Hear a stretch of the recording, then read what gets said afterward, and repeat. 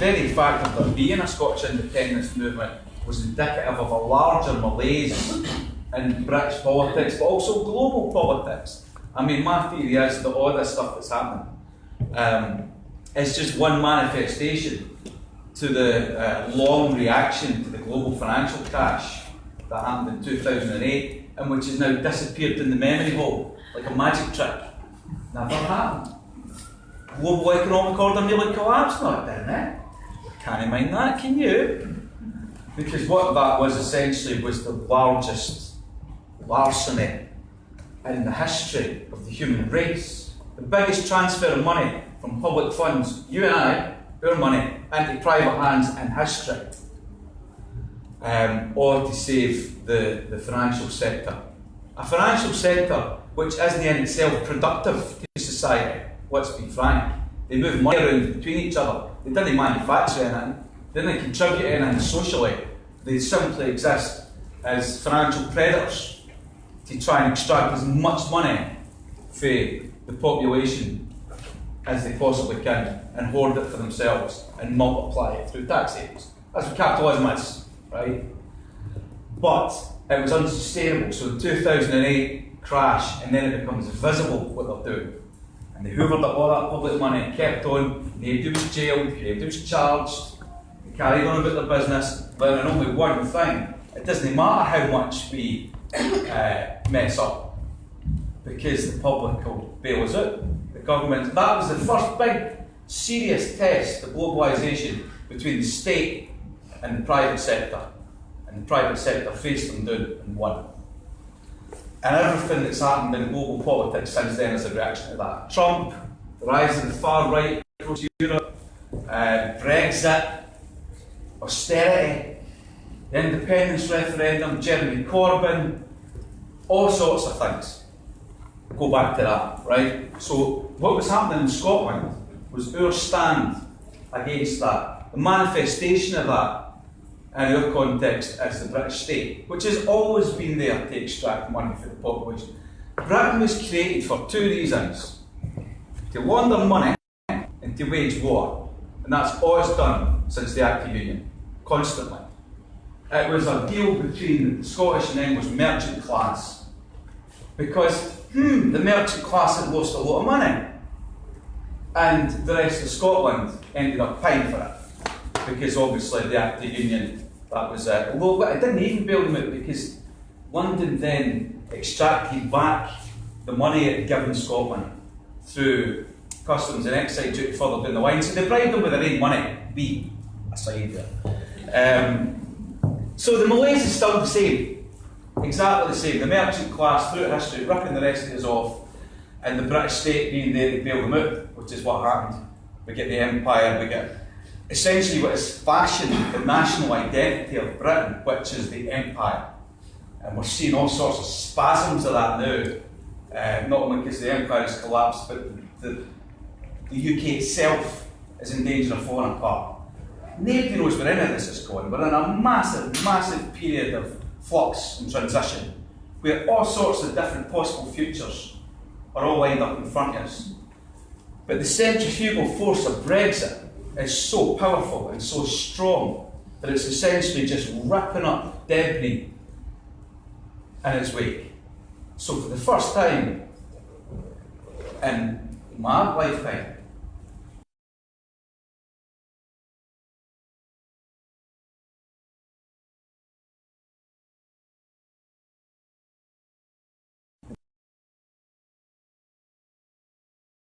the British ruling class divided against itself. And they're looking at this and they're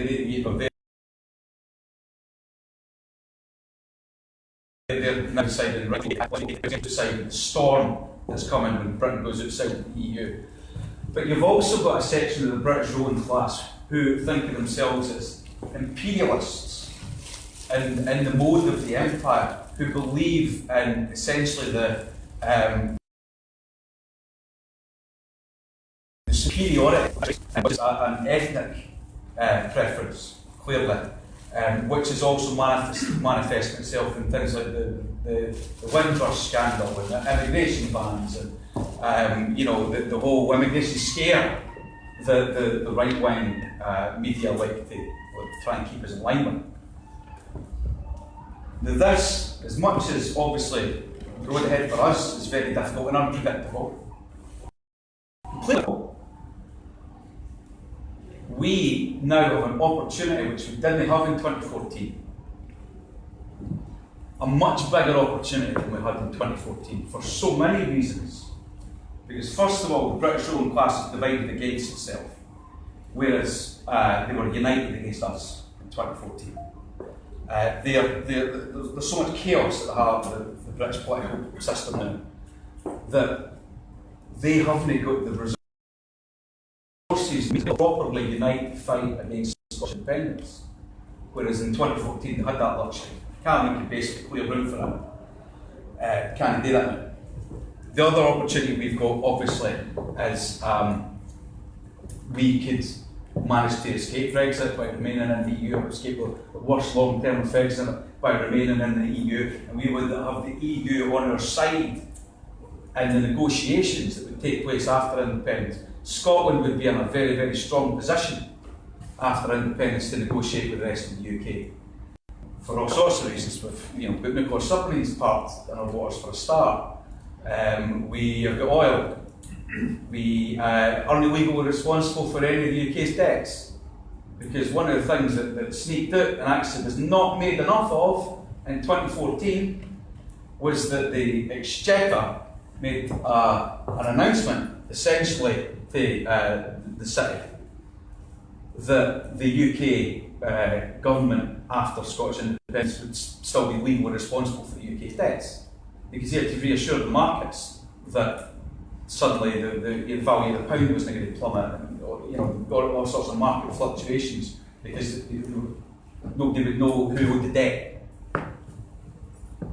And it disappeared. That is hugely significant for us. Hugely significant. Because don't get me wrong, I feel that we probably should, as an act of good faith, take on some of the UK's debt, even though we did fucking run it up. But I feel like, okay, that's fair. We didn't want to be arseholes. Take on some of the debt. But we didn't need it. We didn't need it. That would be an act of good faith. That is a very, very strong negotiation position to be in.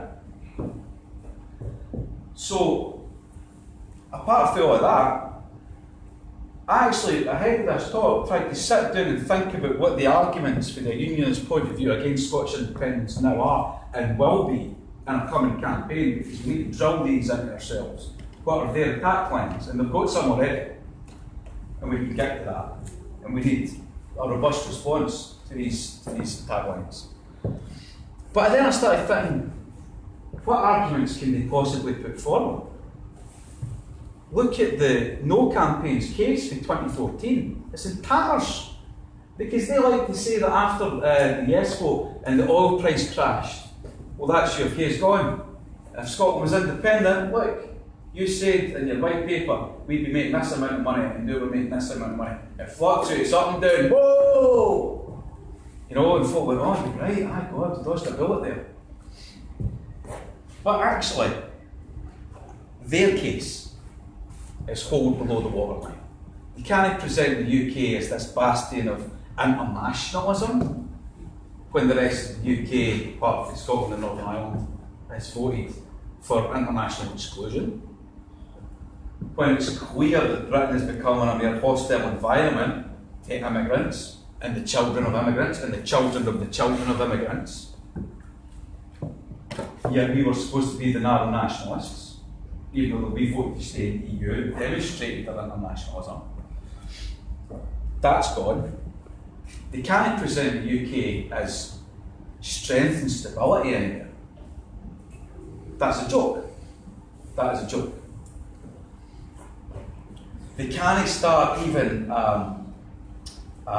threatening us with, you're not going to use the pound, if we've got another currency argument already in place, which can be, let's use the pound. obviously, we can't just repeat. I know, obviously, various things have been put forward for various commissions that suggest some of these things. It's very difficult to know what they're going to come at us with. So, although we're probably all feeling, whoa, this could go in any number of directions, which is true, nonetheless, if another independence referendum comes, I think we're going to be in a very strong position to win it. Our baseline is going to be 45%. That's not been doing anything since 2014. It would be nice if it went up. And it's, I think at the moment, hover mainly between 45 and 50. Right? But we've never really taken a sustained lead. But I think the only thing that's going to increase that number is a live campaign, when people are forced to talk about the issue, and think about the issue, and make a decision on the issue, which is what happened the last time. Scottish independence would be in the air, ethereal for decades, but it was only when the referendum came along, someone started going, well, how do you feel about this? And that's when we had that incredible national conversation, which was as exciting a political event as I've ever been involved in, and probably ever will be involved in.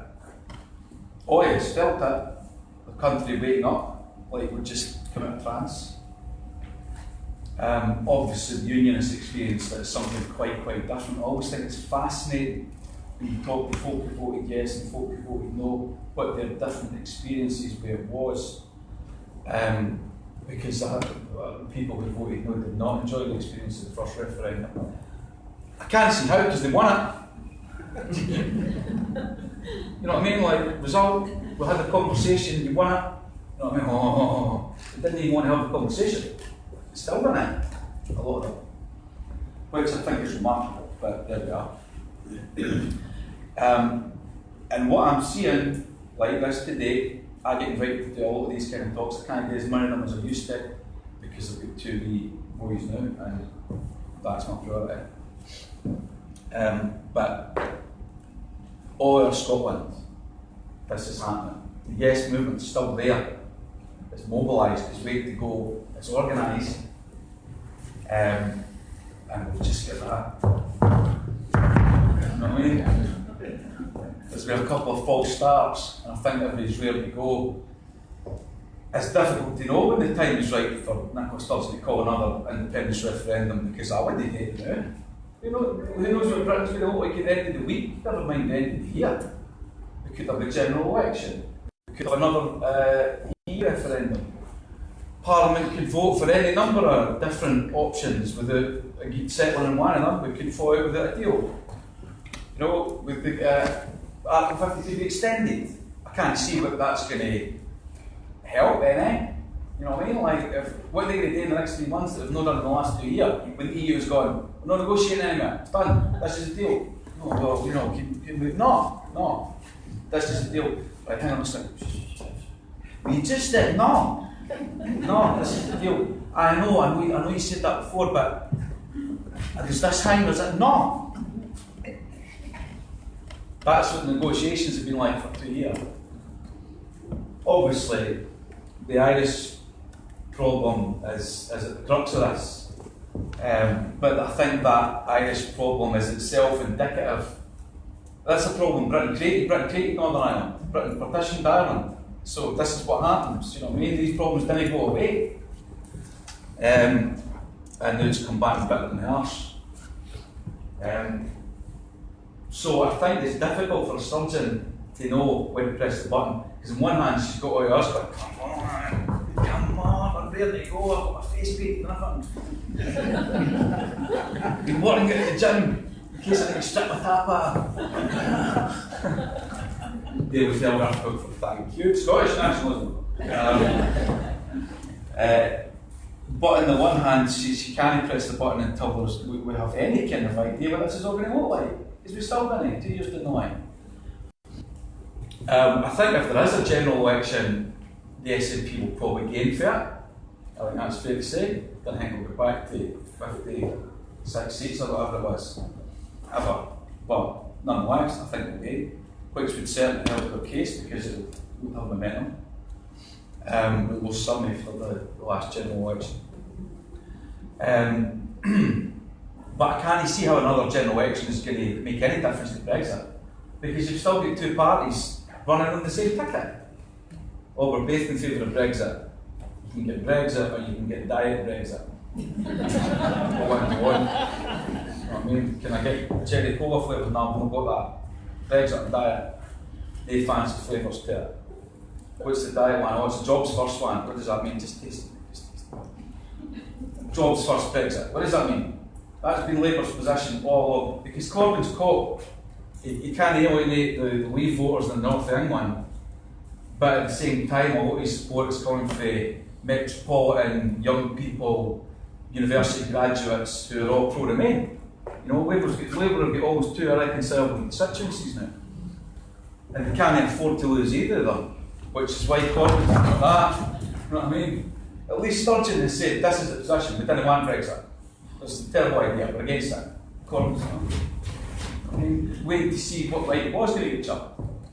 Which is shameful, really, for a man at his standard. There should be a strong, firm position on it, one way or the other. But they've always maintained that at least they want to see it through. Even though Corbyn's a bit like, well, would they want to see it through? Definitely, but if there was another referendum, was that such a bad idea? You're like, after 2 years, Labour just worked out what their position is. It's a joke. So, I mean, this is the other thing, not only is British Road class divided, so is virtually every political party across the UK, because Labour are a mess. They've had all these defections, the whole anti-Semitism thing has ripped them up. The Tories are openly divided between the Remainers and the Brexiters. And it looks as though the Remainers have taken a lead. We managed to get a second referendum a viable going concern. That's gazumped the Brexiters, who it looked as though they're controlling the Tory party. Who knows how that's going to go? You've got Nigel Farage's new party. You've got this independent group. Who knows what difference that's going to make to end? Maybe name. Maybe name. On the other hand, maybe there's a centrist vote there that doesn't feel it's being represented. And again. Well, centrist. You know what I mean? Centre right. Centre right. That was a fly one. He managed to get away. He nearly even got me there, centrist. Okay. So there's that. The SNP are divided, not to the same extent, but on the issue of timing another referendum.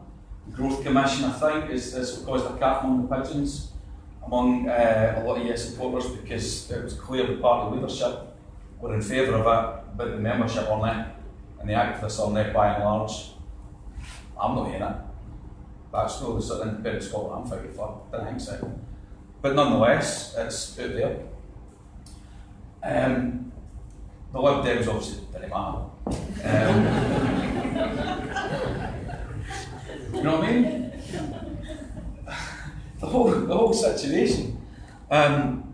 So we can't predict where it's going to go, but basically my message to you is I feel there's a lot of work today, obviously, but we're starting for a strong position here. I think we should be optimistic, no complacent, not as a foregone conclusion, but optimistic about our chances in another referendum. Because if they thought they had a realistic chance in opt-in defeat, they would grant a referendum like that.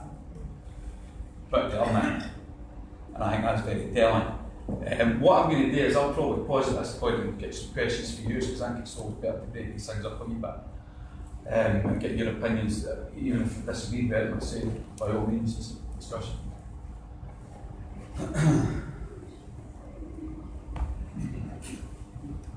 Hello, and then we'll get yourself. Yeah. Do you think Westminster will divide Scotland from the UK? I think Westminster will divide Scotland, partition it. Dumfries and No, but I think we'll float the possibility. and Shetland. They already have. There's already been unionists who've come out and said, oh, Ordnance, Shetland. Yeah. I mean, if we asked them what they want to do with all the oil, you know what I mean? That has been in the air. Whether there would be enough support for the populations of Orkney and Shetland for that to ever become a live concern, I can't answer. I didn't live there. I don't know what the good of these places would be. But I certainly think you will probably try and find politicians gently suggesting the possibility to them. You know what I mean? What's that? There's a wee problem with that if they become an enclave, they only have 12-mile limit for their borders. Well, I mean, maybe. But I'll go get into the rights or wrongs of independence property in Shetland, because to be quite honest, if it came to it, I would try and make a decision about that at the time. Maybe there is a democratic case for it. I'm all in favour of mere localism. I'm all in favour of even big states breaking apart, because big states are the problem. Scotland's not a big state, it's not a state. But if it was, it's not a big state, it's not a global player. I wouldn't want Scotland to start exerting any kind of belligerent power on the rest of the world. But big states, United States, Russia, Britain, which obviously isn't itself geographically large but controlled a lot of the globe, China, we can't always trust these global actors to be acting in the best interest of people. You know, that's a global powerful elite. And I sometimes think that small independence movements are a good way of bringing power closer, which is why big states always fight them. You know, that's why China fights Tibet, and that's why Spain fights Catalonia, and the UK fights us. You know, because they realise that. So, I'll cross that bridge when I come there. You had a question, I think, and then we'll bring it further in. No so much a question as a Aye. who we are. British exceptionalism. You mean British? Well, what do you mean? Well, my understanding of it is if you're English, it's British exceptionalism. But Right. the reality is English exceptionalism. Well, we don't have the issue with immigrants that they have. We don't have the same political sure. input or even thoughts Okay. on it.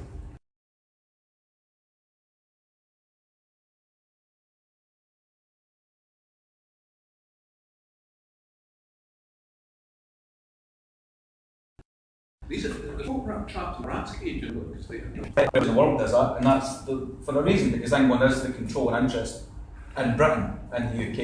You know, during the Act of Union, they didn't shut down the Parliament in Westminster and move everything up to Edinburgh.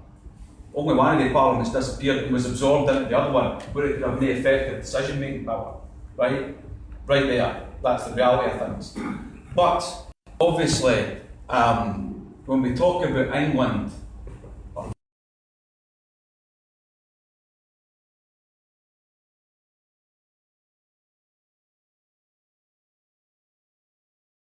that particular kind of England, we're talking about right-wing one.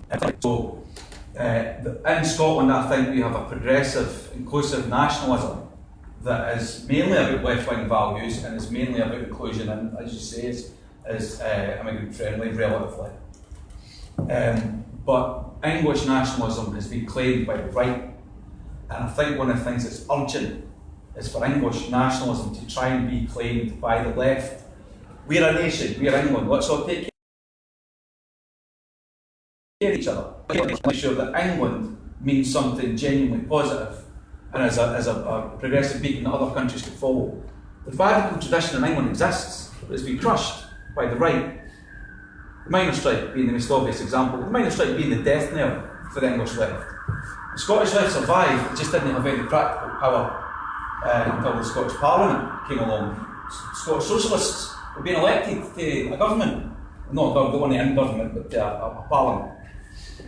And I think one of the things that Brexit might generate is an English, well, in a way Corbyn already represents an English left reaction. The unfortunate thing for me about the English left, while I obviously support them as a socialist, the English left exhibits some of the same problems of imperialist thinking by presuming that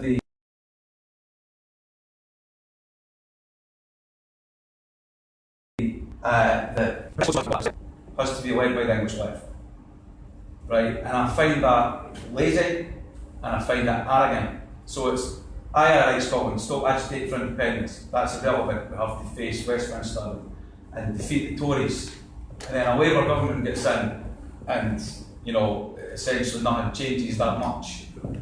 And Scotland still doesn't feel itself represented. Now, the perfect example of this, I don't know if anyone saw in the National today.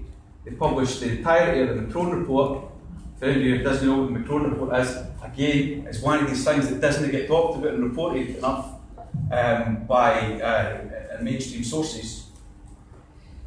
But it was a report commissioned by the UK government in the early 70s after the discovery of North Sea oil, which concluded that were an independent Scotland to take charge of its oil resources, it would be one of the richest countries in the world, essentially. The Scottish currency would be the hardest currency in Europe. It would have, and this is a direct quote, an embarrassing surplus. And what have we got now? Even the Unionists like to boast about the size of Scotland's deficit, because they think that somehow proves their argument. Well, how can Scotland be independent? Look at the size of the deficit. A, we didn't run it up. B, how much of that is a share of debt, London's debt? And C, how can a nation be this much in a deficit and for that to be an argument for it being well run? Yeah. That doesn't make sense.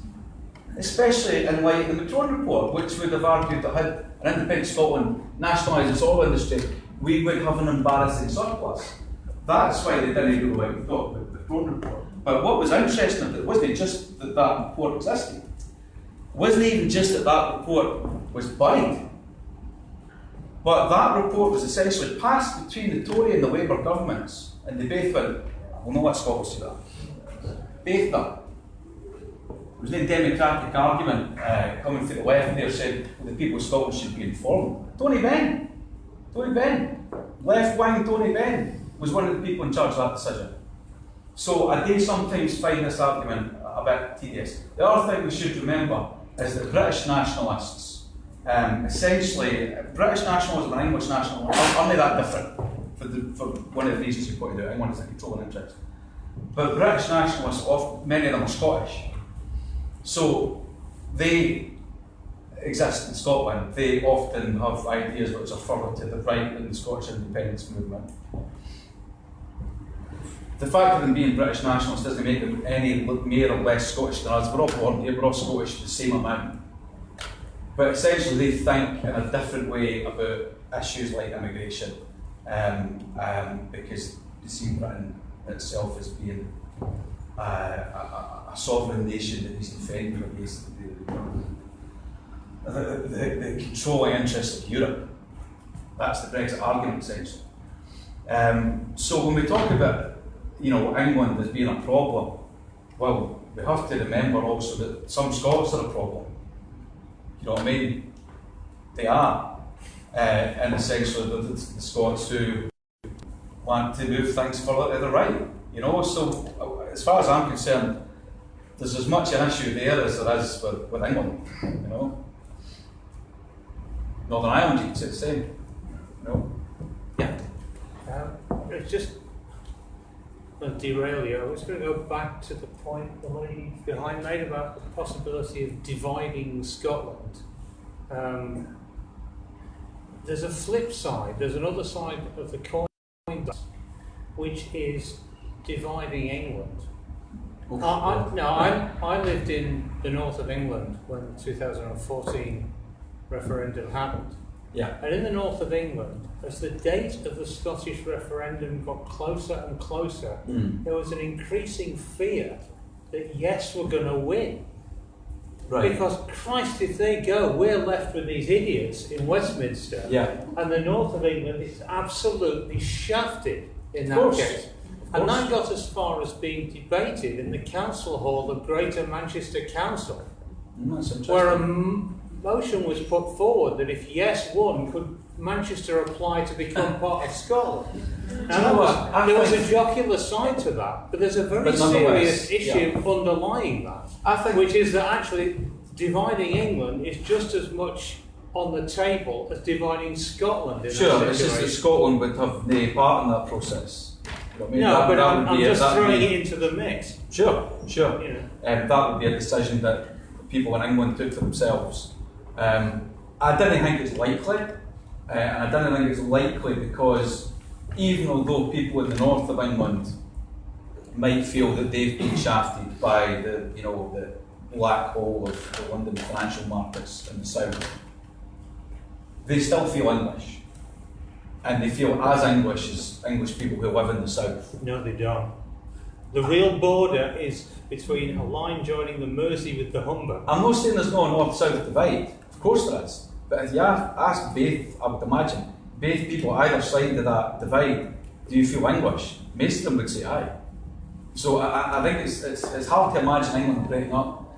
But I definitely think it's a positive discussion that the north of England should be having. And any region, anywhere, I think, that feels as though they're being let down by the structure of things. There's a right for communities or geographical places to come together and decide what they think is best for them. You know, the nation state isn't holy. You know, nations have shifted over time, long time, and you know the global political situation is probably more fluid now than it's been in a long time.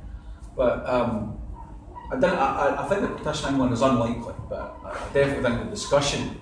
One of the positive things that's been a result of the EU referendum, because in Scotland, 2014, we had a conversation with each other that was long overdue. Everybody heard their views and everybody voted accordingly, right?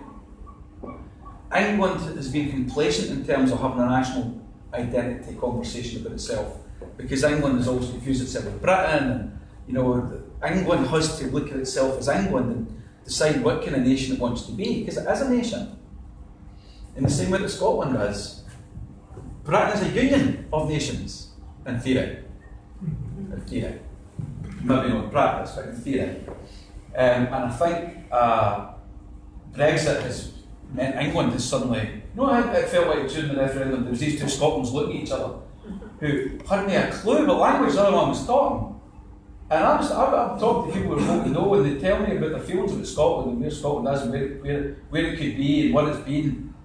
And I fundamentally didn't recognise the Scotland they were talking about.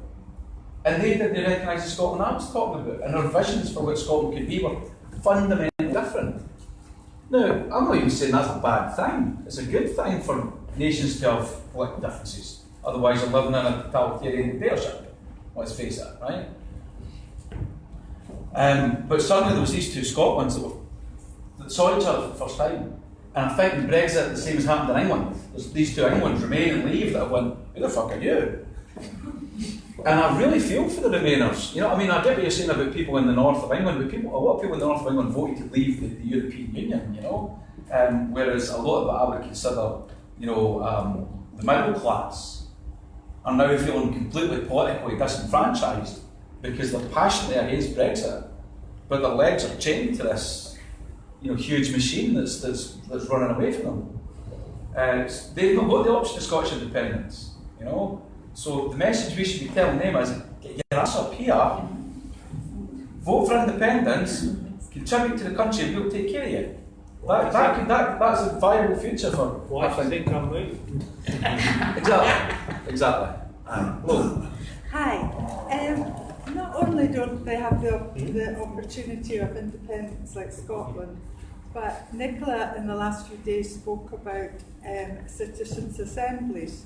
And for me, that's just as important as Scottish independence. Absolutely. Because we need to get bottom-up politics, not top-down. Absolutely. And that's the goal. Scotland has always been hierarchical, along with England. Well, every nation has been, you know what I mean? Yes. You can't run a nation state unless it's a hierarchy. Particularly. I would agree. Anyway, it doesn't matter. I would agree. But I just love Nicola. I'm not saying that. I mean, I'm not saying there shouldn't be any such thing as a hierarchy, right? People need to make decisions, but leaders are necessary, and figureheads are necessary, and politicians are necessary in order to make decisions and then act them into law, right? What's gone wrong is that these people are no longer accountable. There's an elite that run things for themselves, who feel that the public doesn't matter. They matter insofar as what the reason why political parties chase their vote is not only just to get themselves into power, but it's a very handy means for the British ruling class to convince themselves that the people have been consulted. And then they just do what the fuck they want anyway. You know what I mean? It gives a veneer of legitimacy to democracy, that people can turn up every 4 years, put a cross in a box, and it doesn't matter. The same folk are in charge, still ripping us off. Which is most people's experience of democracy in this country. And I'm not downplaying the importance of the fact that we at least have a vote. Some countries didn't even have that. But it sort of feels like the bare minimum. So I think it's no coincidence that the really big game changers in British politics in the last 10 years have been referenda. Because in referenda there's a very clear expression of the public's will, whereas in general elections there isn't, because of the first past the post. So people's assemblies, anything that brings power closer to people and makes those in charge more accountable and transparent, they're there to serve us. That's what they've all forgotten. They're there to serve us, no the other way around. Yeah, but we the people have to stop the us and them as well and be so cynical. All politicians are the same, can't trust any politicians. We've got to stop that and get more involved. I would agree, but what I would say is, and there are some politicians are trustworthy than others, that's probably the case for everybody, right? I do think some people are in politics for the right reasons. I think most of them even probably go into politics for the right reasons. But we have to remember what happens once they enter that machine and they're close to power and power's trying to court them. It's very seductive. And they're human beings. And ultimately they start to feel, well, this is my peer group, rather than the people that elect me. So it's no that we shouldn't be looking for politicians' flaws automatically, rather than actually looking at their virtues as well. Sometimes that gets forgotten. But we have to keep our eyes open to what they're saying they're doing and what they're actually doing. That's the difference. Yeah, and we have to share responsibility. Mm-hmm. I mean, I don't know how many people have lived abroad, but I've lived in other countries, and this is the country that I've been in. I mean, I am Scottish, Right. but this is the country where there's least involvement in politics. Aye. There's least excitement. There's Mhm. most cynicism. Well, wasn't that interesting during the referendum that all changed? Yes. Because suddenly, Yes. I mean, see what I was saying to people and how I felt at the time. For the first time I felt like my vote mattered. My vote mattered. It made a real difference. And I've not felt that in elections before, really, because it doesn't. So I think that's why as soon as we've got genuine participatory politics, well, what follows on for that? A grassroots movement made up of ordinary folk. Who would have thought? Because we can participate. And that's how I was trying to say to people, see after the referendum, see when the no vote's in, they'll forget about us like that. And that's what happened. That's what happened. Yeah, getting back to what you were saying there about participation. Let's say there's another EU referendum. Should I drive the 10 miles to the polling station to cast my vote? Is that a waste of time? Oh, that's a decision for you, mate. I mean, I don't know. Is it a nice drive? There. Yeah, you'll feel nice and relaxed. You'll be in nature, you're going to the house, you get to cast a vote at the end of it. Great. It was just a motorway up at last night. The lady was saying that I think she's absolutely right, and I think one of the reasons is that in Scotland we've got the most centralised local government system, and certainly in Europe. And if we had very small local councils that people felt they could really engage with, and I'm not talking about community councils, I'm talking about councils that would actually have power, money, or so on, I think would make a huge difference. So we need to devolve the local government right down to really small units. I would agree with that. I would agree with that. Exactly. There's much better culture in Europe, Scandinavia, for smaller local councils that have more decision-making power. You know, so that idea that, I mean, if you want to take another analogy, Scotland's going to have the most powerful devolved parliament in the world. Well, what's your metric there? Because there are cantons, provinces in Europe that are giving you power than Scotland is. There are probably councils. So, a nonsense. And I thought that was a very revealing phrase. I can't remember her name. Women who take the case that Scotland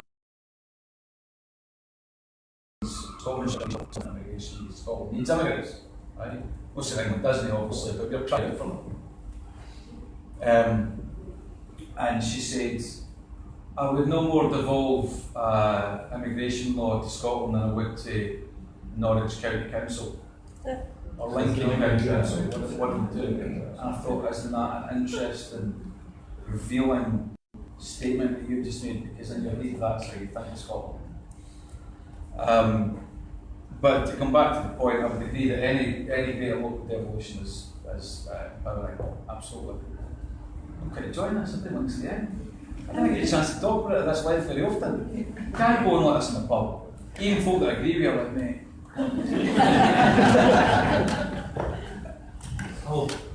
Just to try and link some themes then, because I had a problem with this Shetland issue before and couldn't reconcile my belief in localism with the fact that, why should we actually interfere with what they want to do?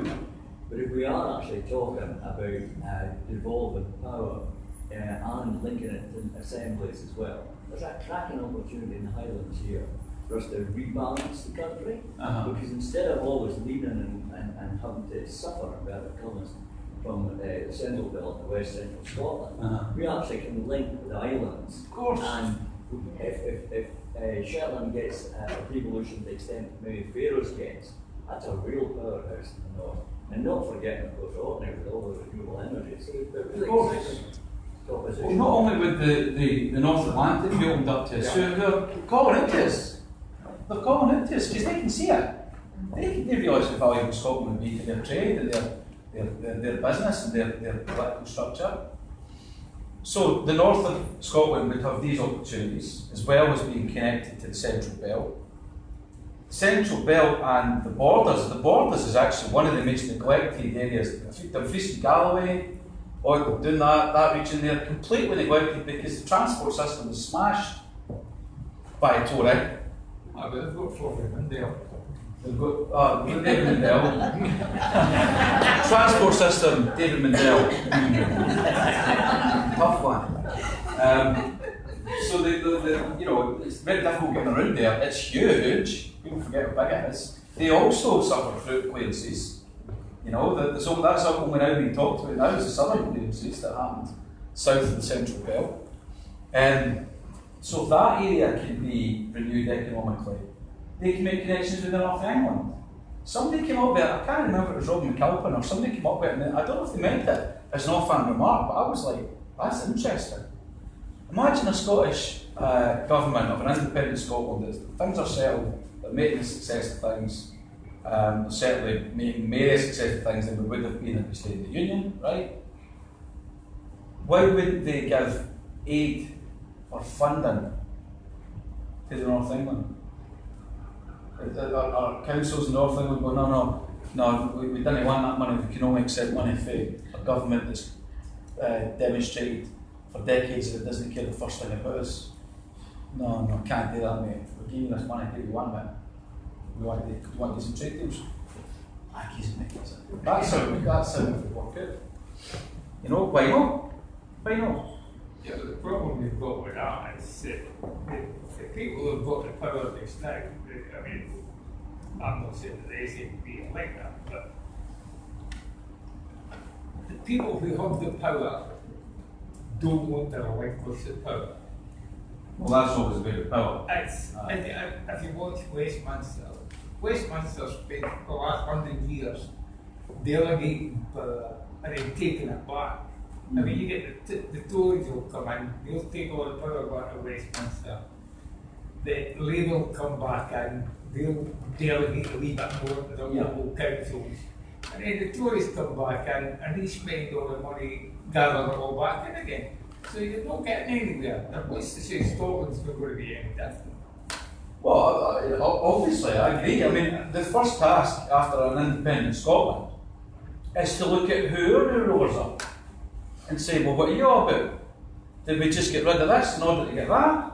And my feeling is, as a result of independence, the Scottish population would be awake and motivated and politically literate in a way that they haven't been for decades. And we would be looking out for these people. It's certainly not the case that I'm campaigning for Scottish independence just to write a blank cheque to whoever's in power afterwards and say, when you go, mate, I'm just going back to my That's like the North of England. Pretty speaking of the North England, the South England, but same problem here, the Highlands. Well, that's what the gentleman there was saying. I agree. I'm absolutely in favour in an independent Scotland, a mere power being involved in the Highlands. Of course. But the system is so broken now, we've got the chance to change it. And that's what we've got to sell. The point is, it will be changed within Britain. The Highlands isn't going to become developed in the way that people in the Highlands would like it to be within the British political system. In fact, it's the opposite, because all that potential for renewable energy, a lot of which would be generated in the Highlands, the Tories have shut it down. That was one of the threats that they were making before the independence referendum. You got all this subsidy for renewable energy. You want to keep it? Better vote no. Vote no. It's away. Because what Westminster didn't want is for Scotland to have the infrastructure and the means to thrive economically. Well, because they can't afford to let the English public see that Scotland's made a better job of it than they are. Well, that's probably true, but at the same time, the more viable Scotland is as an independent economic, industrial nation, the more potency Scotland has to become that nation, the more of a threat it is to the British establishment. So what they'll do is they'll just gently turn the faders down on us. Because without the threat of an independence referendum, we've got nothing to argument. We can't. Look how many SNP MPs we sent into Westminster after 2015. What did that achieve? Nothing. It made us more visible. I'm not saying that's insignificant. It made us more visible to ourselves. But in terms of practical influence, so the only thing they've only ever had to bargain with is the threat of independence. That's why I was telling people in 2014, what's going to happen if you vote yes? What's going to happen if you vote yes? Okay, we need to answer these questions. But I would turn it around and say to them, what's going to happen if we vote no? Well, it's not up to me to say, it's up to you. You've got to present the case. No, what's your vision for Scotland? And then you've got to present a vision for Scotland. A, they didn't have one. And B, they didn't have one. You know what I mean?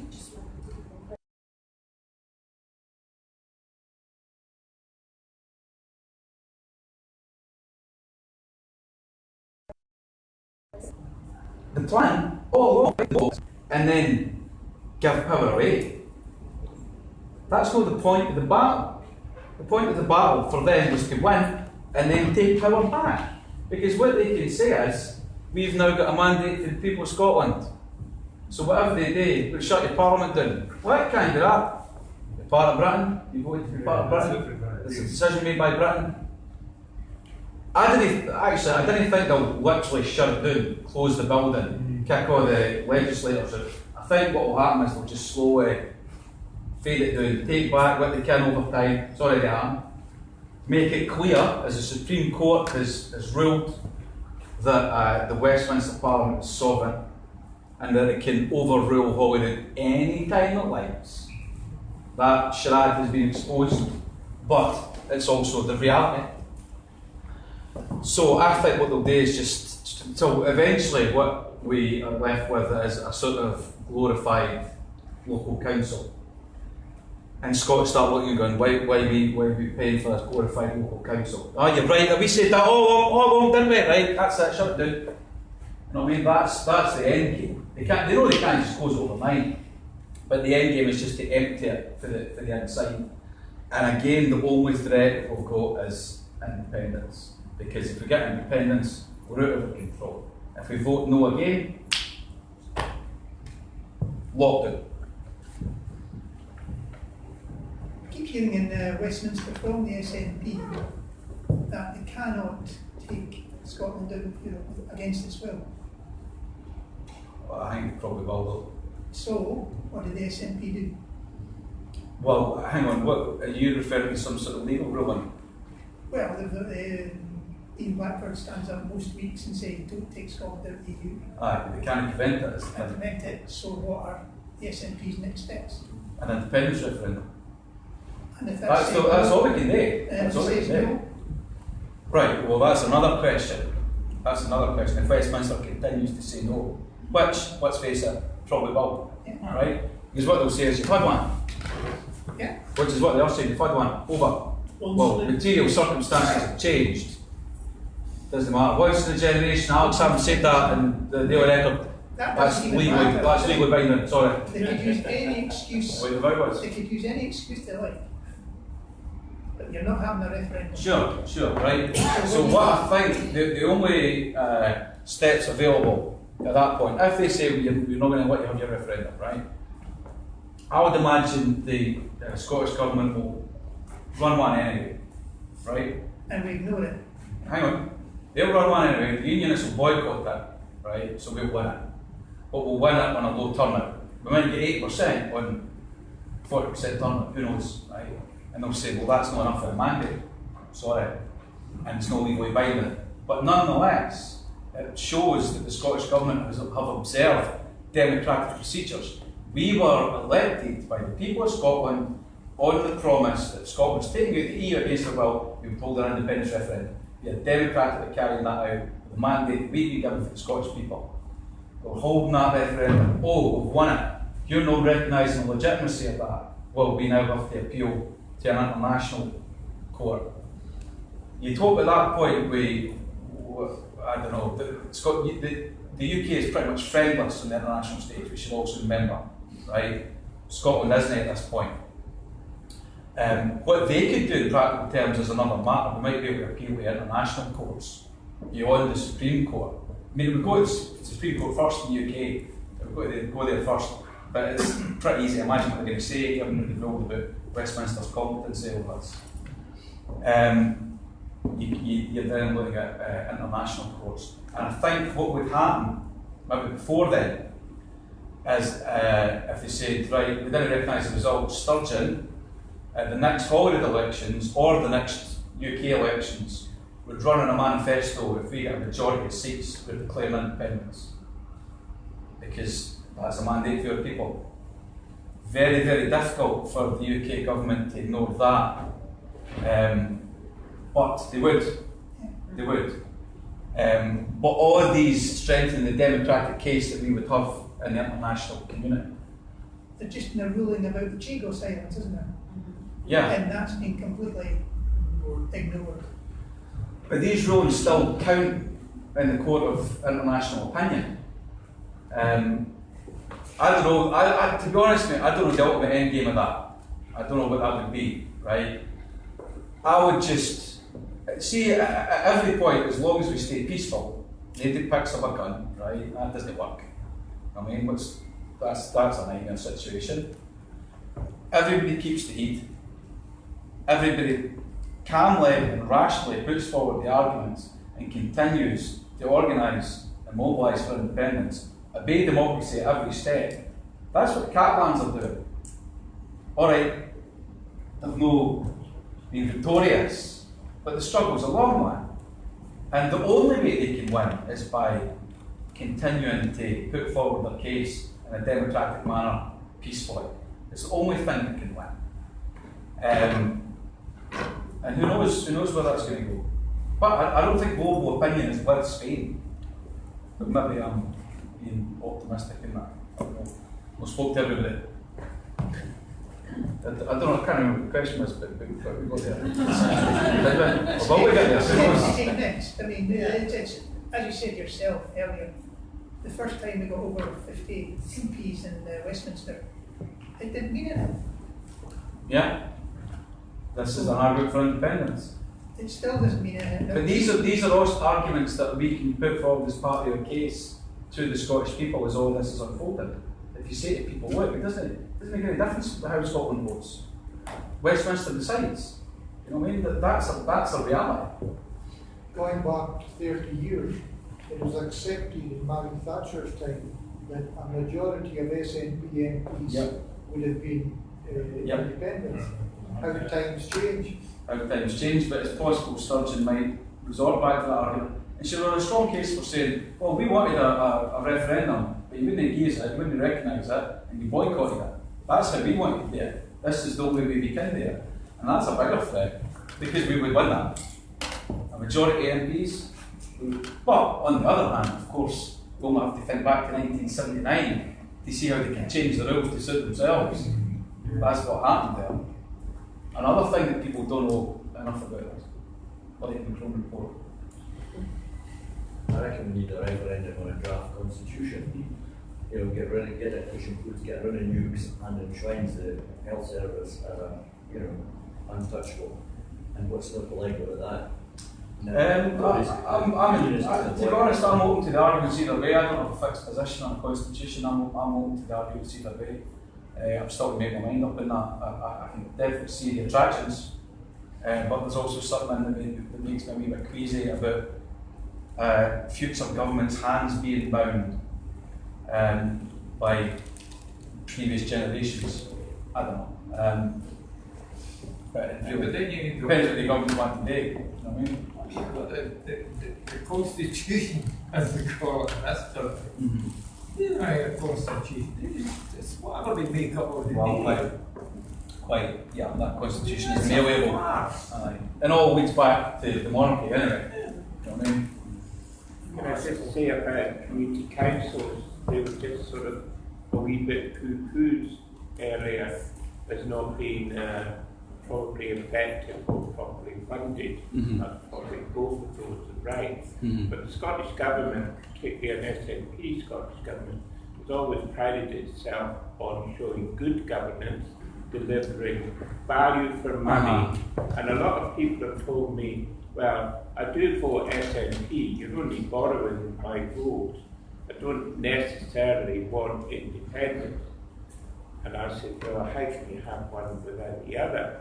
But if you say that the Yes movement is a grassroots movement, why is everybody not banging on the door of the community council to go in there, just like we are here today, and say, look, this is a good idea, why don't we do it? Why don't we pick up litter off the beach? Why don't we do this?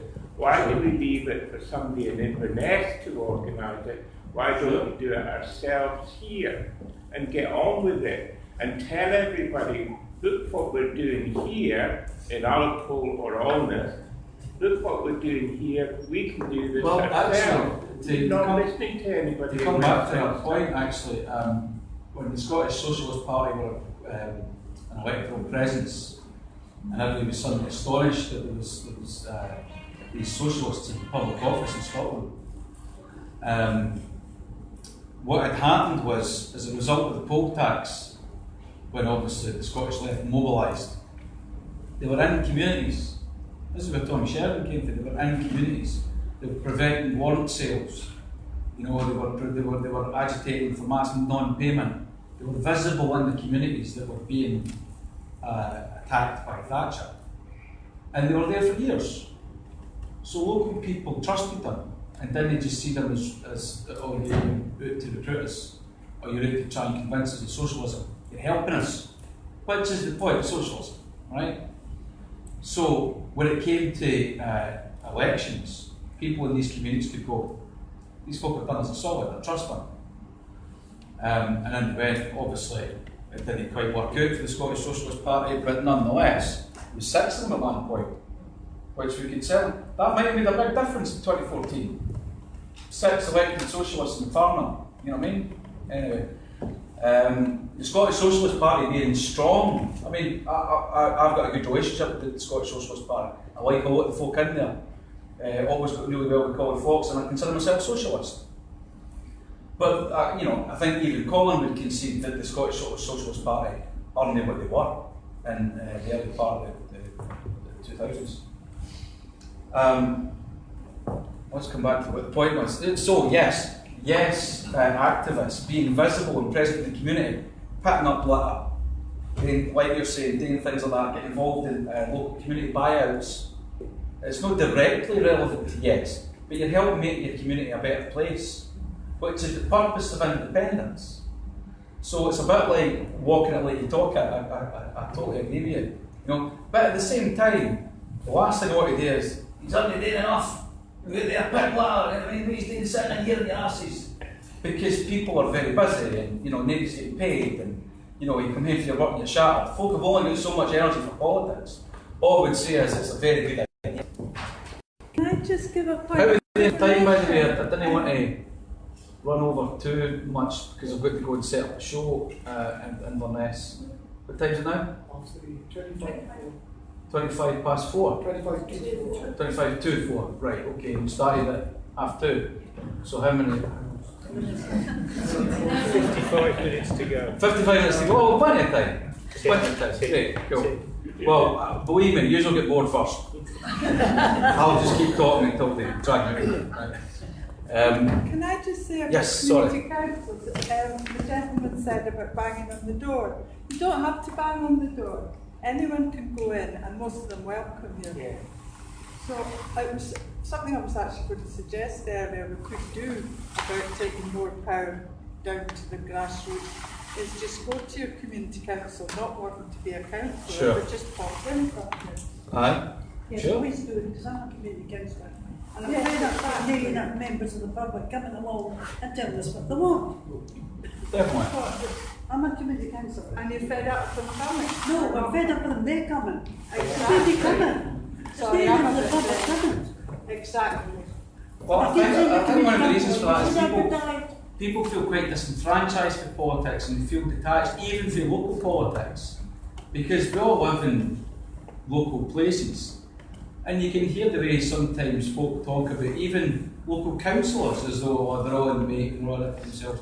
People have a mistrust of anybody who wants to have any kind of position of power and responsibility, even if they've got the best of intentions, because people's experiences as politicians have been so bad. But I think that can only be changed by people in the community trusting you, and by you being visible and talking to folk.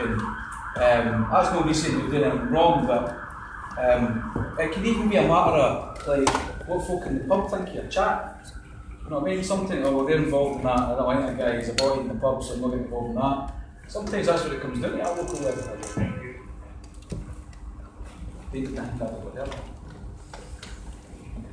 One thing about local power and community councils, we have the Cool Links in Dorna. The public inquiry started yesterday. The local communities are all for it, and the head of council even voted to approve it. But you've got all these outside bodies, RSPB, Scottish National Heritage. Who controls these people? That they've never a Scottish accent when they come on the TV, and they're against it. Jobs are vital in East Sutherland, but you've got all these outside interests controlling the local power. Well, I hear you. For me, it's not necessarily about their accent, it's about their values. You know, there's people who come in positions of power in Scotland with Scottish accents who I don't trust, and there's people who with English accents that day, right? But this is what we're talking about. It's essential accountability and transparency. You know, I would imagine it's possible to find out how the RSPB, for example, are funded, or Historic Scotland are funded. I think there's probably public money in there. But you certainly want to know on who's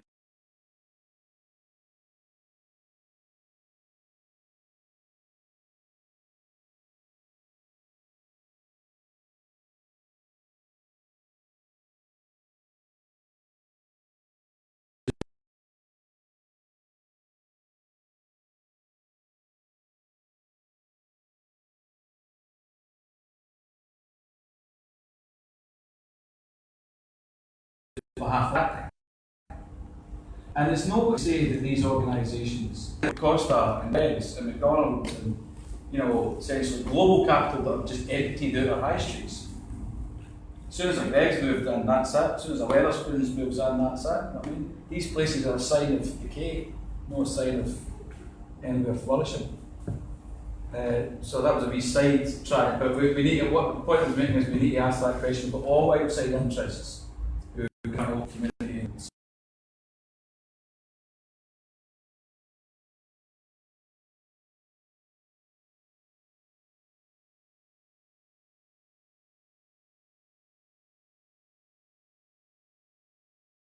To have our role of anything. Some sort of constitution. It could be argued that the reason why we didn't quite make it in 2014 was we were not radical enough. The expectations were hauled in case we frightened the horses. But I heard that statement said. And the problem is, if we went for a constitution, we would then have to deal with the real element.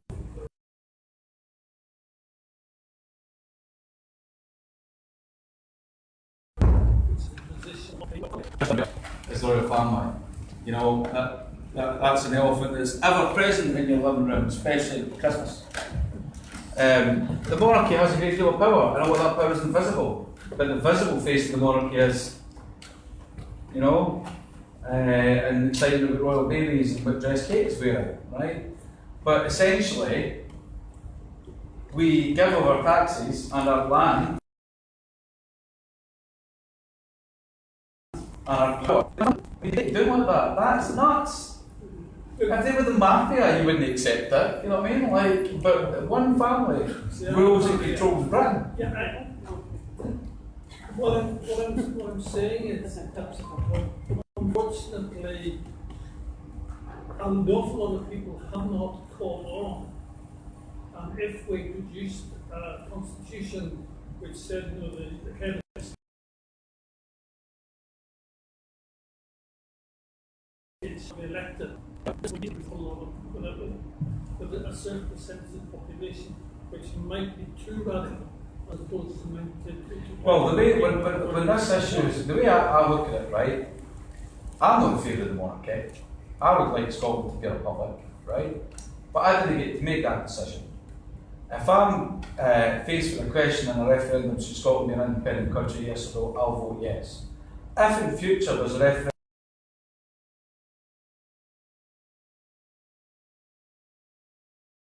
you can leave at any time. Scotland can't just say, oh, that's it, you know, we're having a referendum. They've already told us they're not letting us do it. So immediately the situations are comparable. I just think that the EU oppression thing doesn't quite wash. But the whole idea that Britain will be fine after is appealing to a sense of innate superiority, the overconfidence that's been exposed by Brexit. A false memory of the past. A false memory of the past and the present. You know what I mean? I'm just finished reading the Glorious Empire. Tell you what, I don't think Indy's going to be in a hurry to do a deal with this. Nobody's going to want to do a deal with that. No. Britain's. Oh, apart from everything else, why would they enter a trade deal in which Britain is expecting to dictate the terms? When every country in the world can go, you're really struggling, aren't you? Yeah. You're struggling with it. I don't know, I'm alright, you're alright, all you want to do is right, it's going to be in these terms. We're really taking terms rather than setting them. And of course, America, Trump administration his eyes up for, you know, privatisation. American health firms essentially taking over the NHS. American food imports that have got more, let's say, relaxed health and safety standards than the food we're used to eating. That's, you know, right, you want to get a trade deal with the United States, just remove the protection for Scotch whisky. Kentucky whisky, we're going to call that Scotch. Can you hear it? Nothing. You can't. And we'll still vote some people. What's that? We'll still vote no, some people. I think with a lot of the no vote, right, there was different kinds of no voters, obviously. There was people who liked the idea, but, you know, it was too much that they couldn't adapt for it, right? Which is understandable. I get it. Then you get people who are essentially like, no, I'm doing alright. I'm doing alright. I don't want anything to change. I mean, my lifestyle, cushed it. Just leave me away. And then you've got, I'm British.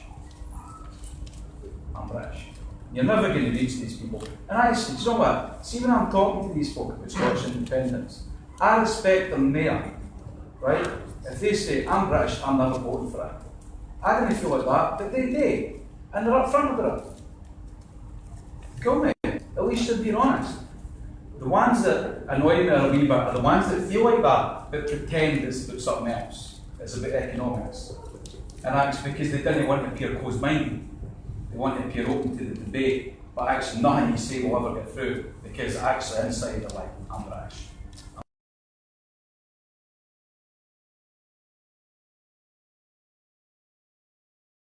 I'm never going to go Scottish independence.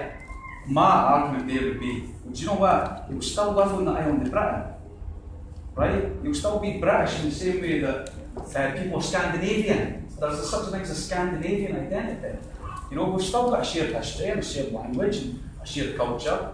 I'm quite happy in an independent Scotland to, in a way, describe myself as British, because I live on the island of Britain. That's a geographical fact.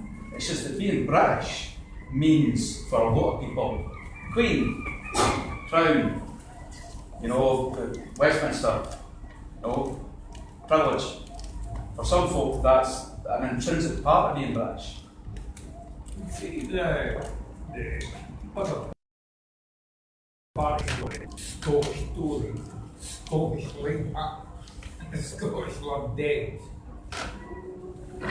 When we get independence, are they all a job? No. No, English. They're running for the English.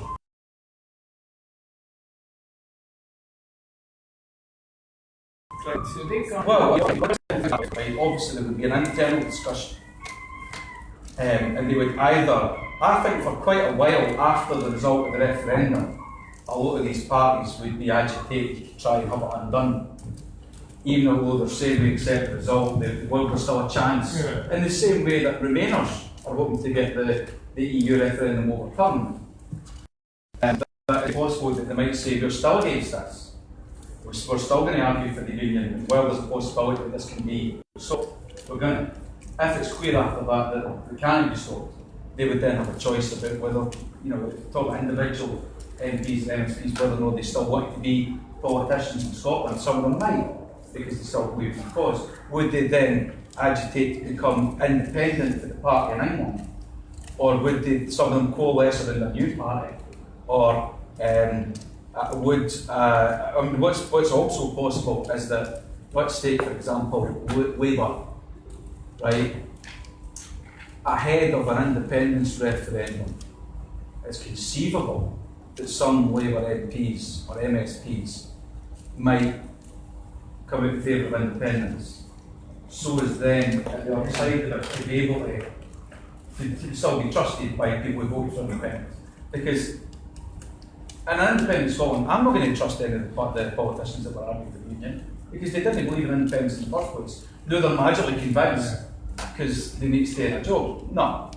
You want to run for office, fine, but I'm not voting for you. But you might get people breaking ranks, and they're the people that would probably maybe even inherit those parties at the other side. I don't know. It's not even a conversation for me to have, because it would be an internal discussion within those parties, within those personalities. Obviously, they should be allowed to run for office, you know what I mean? They've got every right to be politicians as everybody else does. It's just what would be the likelihood of being elected afterwards, I don't know. So, I mean, they would have to become Scottish, because they couldn't be funded from a foreign country. Very possible. So they would maybe have to reconstitute as Scottish versions, rebrand themselves. You know, in the same way. Or if they're clever, they preempt it. I mean, a bit like how the British Green Party split into separate parties for separate countries some while back. Yeah. So they can still operate if they want with their allies over the border. But in Scotland, Patrick Harvey isn't taking instructions for Carolyn Lucas. Exactly. Yeah, that's the difference. When you emigrate, if Ruth Davidson became the First Minister of Scotland after independence. Do you know what? It's not going to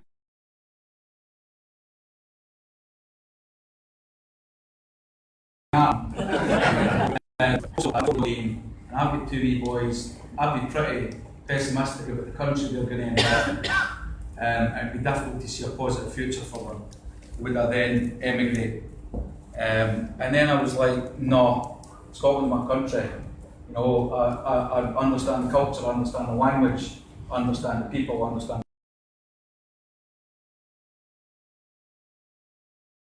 the history.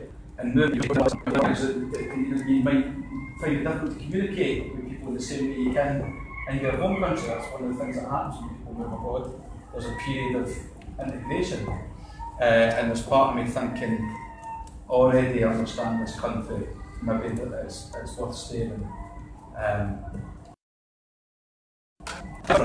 I've been doing shit. I mean, one of the two. But I'll be able to say to my boys, awesome.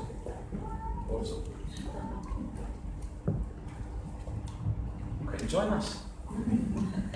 I was enjoying it? I was listening to some on the radio the other day, and they wrote about a 75-year-old woman saying that she didn't think anything over the age of 75 she'd be allowed to vote because they didn't understand the complexities that a school side of all this. But I don't think anybody understood that anyway, this Brexit thing. But it got me thinking, I thought to myself, well, that's right, because people over 75 don't really have much time left on the planet. So, why should they realistic? Well, the youngsters. Because they're citizens of the country. Well, right, but no for I think it's unfortunate that the older generation, by and large, obviously know every example, but by and large the voting pattern of the older generation is, let's say, further to the right than the voting pattern of the younger generation. But that's just their power there is a matter of demographics. There's many of them. And also older people are more inclined to vote, partly because they've got a longer political memory and they understand politics better, in theory. But also they've got fewer distractions, and they're motivated. Older people have always been much more motivated to vote. But I certainly didn't think you could deny them of it. I didn't want to get to a certain age and then they'll tell me, well, that's 60 or 70 years of wisdom that you've built up when they need to put it in there. All these youngsters now saying that the older generation have sort of taken them out of Europe. Well, to an extent that's true, but that's unfortunate. But that's the voting demographics. The older people, there's more of them and they're more likely to vote, and they vote in a more right-wing direction. I feel sorry for the young in that respect. Maybe it's a lesson for another, if there's another referendum, that the young ones need to get out and have their say. We need to target them more. Sure. Aye. When they get to 75, you're going to stop taxing them. I mean, to be quite honest, if I was an old person, I'd be furious. I mean, the issue of the pensions alone, I would be furious, but they view Britain in a different way than young people. Sorry, the gentleman. Very early on in my talk said, what about if we go for God no, God yes, the whole scenario before it? Where is the no argument now? Now, my concern about the no argument now is it's very similar to the argument that's coming out about, I'm not really sure about leaving Europe. There's talk of martial law, there's mobilisation of troops, there's mobilisation of police to be moved into other areas from which it's not their jurisdiction, and they're trained under a different legal system. We had the scenario which happened in George Square after the no vote. They came to celebrate by threatening death on anybody. They'd already bust in, they knew they were coming. I think the plan there was that if it had gone yes, as they pretty well believed it was going to go, that was going to be the beginning of the social unrest after the Riot Act was read and so on and so forth. You've got a history of it happening in the past in Glasgow. Is this a scenario that I'm having just because I'm paranoid, or is this something that could actually happen? Well, I think certainly what happened on the 19th of September 2014 is instructive, because the reality was there was a demonstration of quasi-fascism, and the far right emerged, and it was ugly. And that again has been written out of history. If that was independent supporters acting like that, you saw the news cycle when an egg was thrown at Jim Murphy, dominated the news for a week, and yet what happened in the 19th September was clashes between yes supporters and no supporters, right? You're like, well, no, they arrived with the intent to clear George Square and clear, and that's what they did. I would like to think that in the result of independence, we would have seen that as a spasm erupted. But the point is, far right in Britain now feel emboldened because because UKIP won. Yeah. UKIP never had to get into government in order to win. All they had to do was steer and manipulate the Tory party, and that's what happened. You know, Nigel Farage's politics are now mainstream in Britain. So there's that. There's also the fact that we've had a right-wing government for how long now? 10 years? 12 years? 1860? Sorry? 1960? Tory government was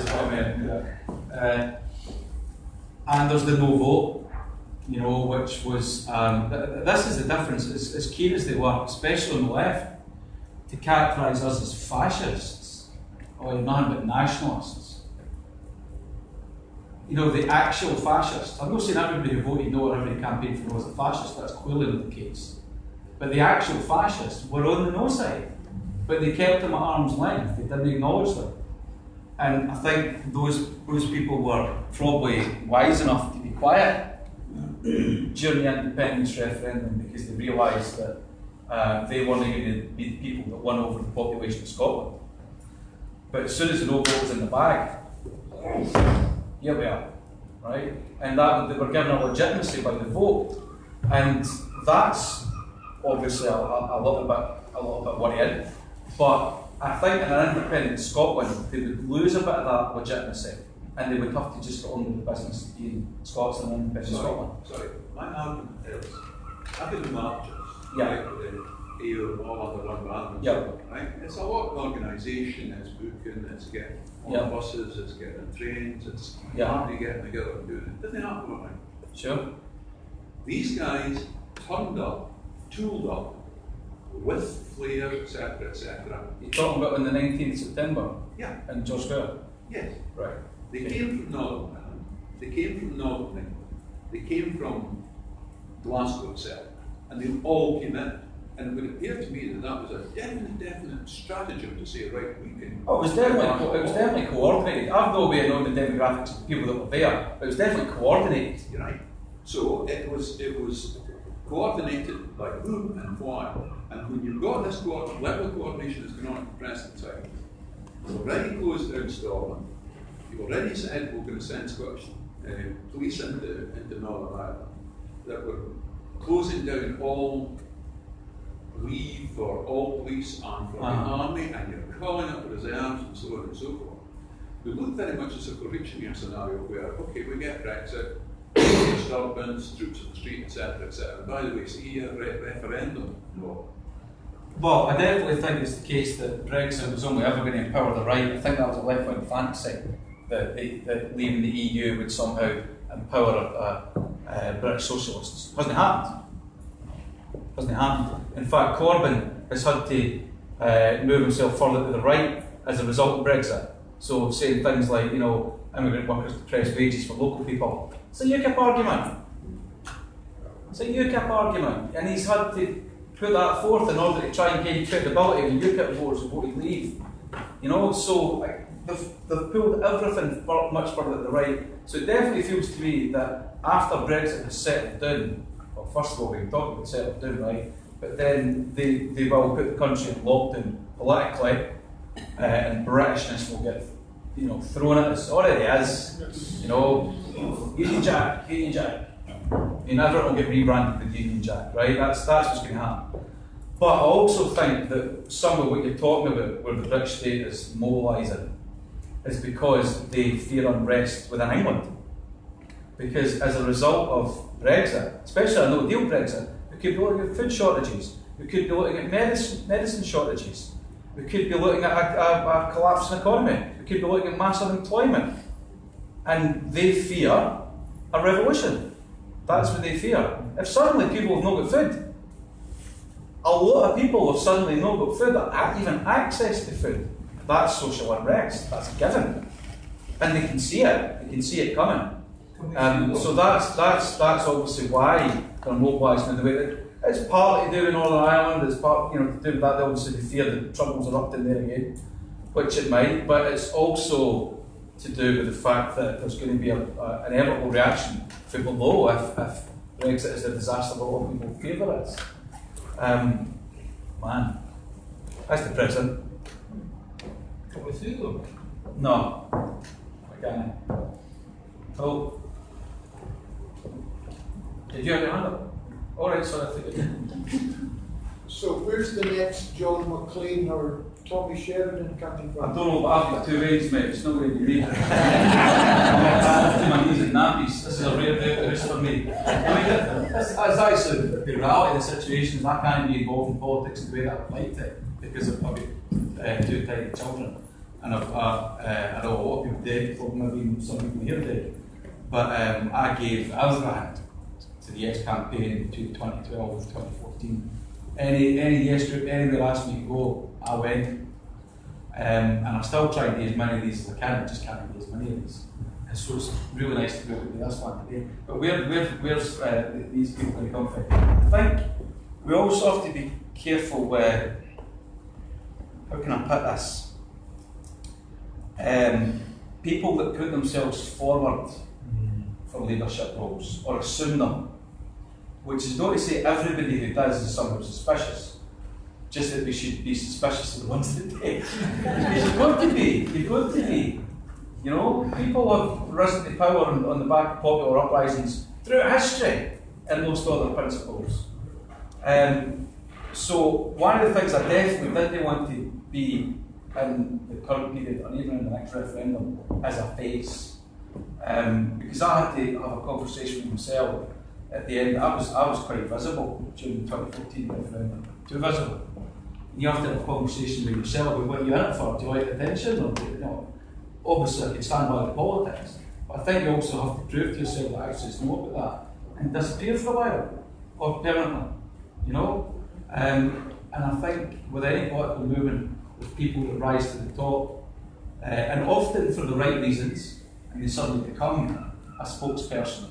But as soon as you've got a voice and you've got influence and you've got power, you have all sorts of demands that aren't coming from below, which is what we were talking about earlier. So I wouldn't like to say they, but there are certainly a whole bunch of people in the Yes movement that I really admire.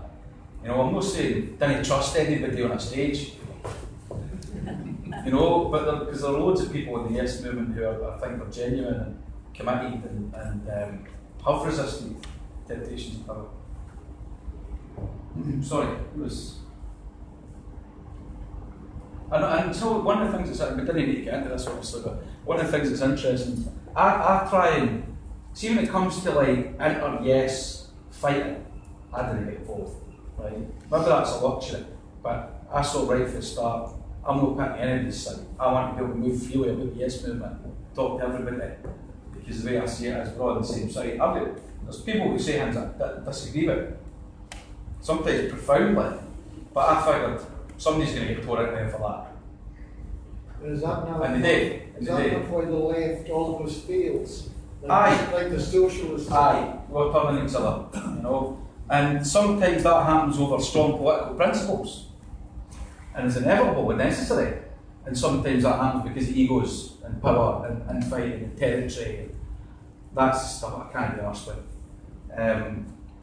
So I think it's interesting because during 2014 the Yes movement felt quite united because we had a deadline and we had a goal and we had to get a specific result and everybody was facing towards that. And as a result of the downtime over the last few years, folk have started bickering and squabbling, and then things get, it's like a Christmas dinner at your auntie's house, you know what I mean?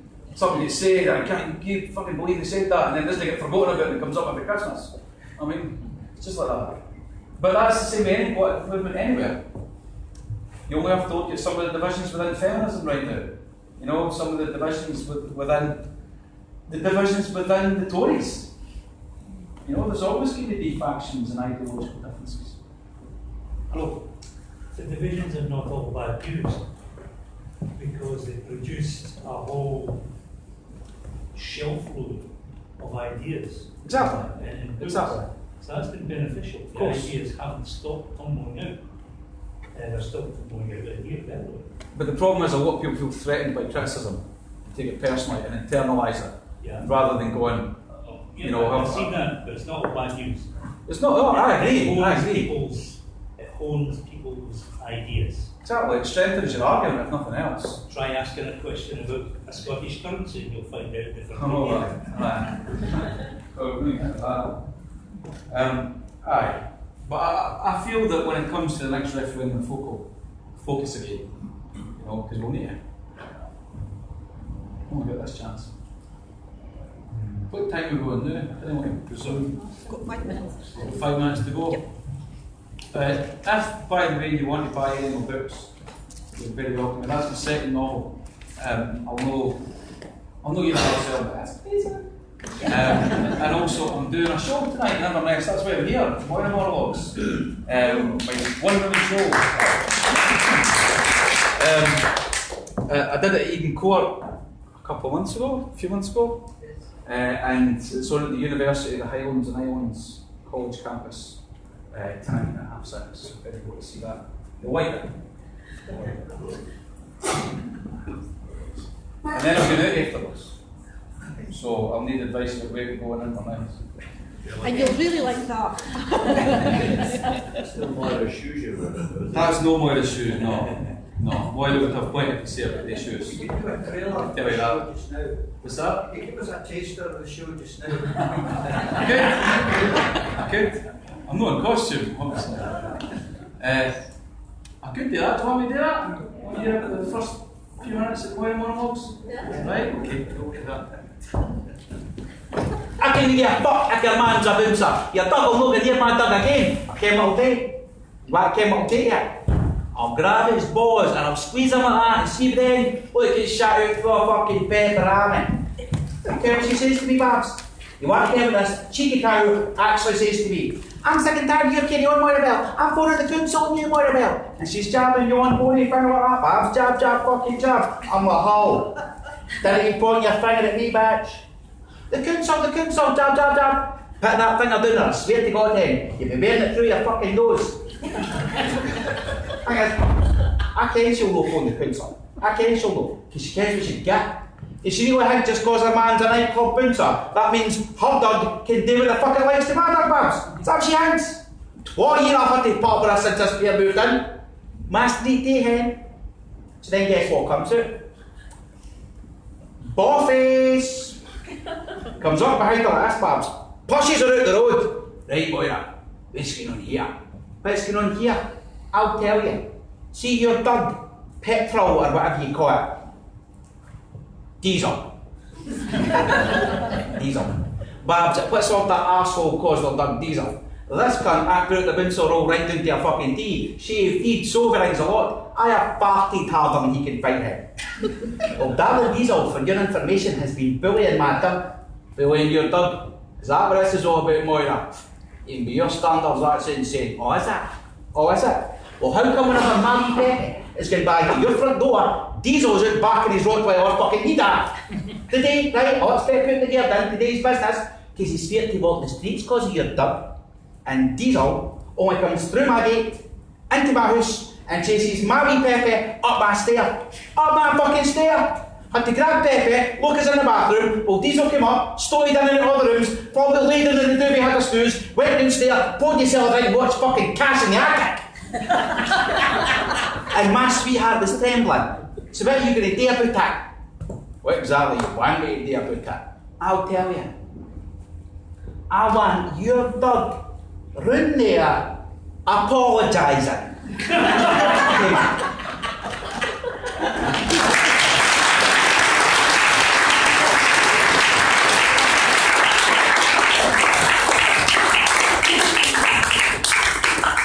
Fantastic. If you could just give another round of applause for Alan Bissett for coming up.